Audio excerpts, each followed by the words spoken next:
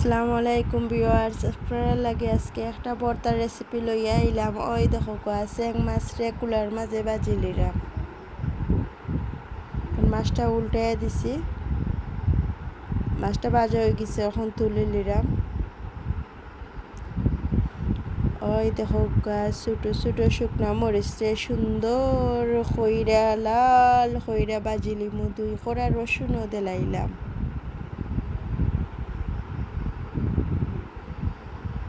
পেঁয়াজ ফলি লিলাম,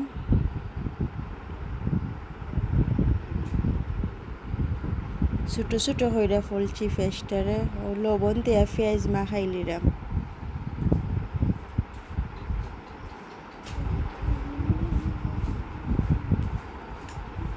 রসুন রে গালি লিলাম,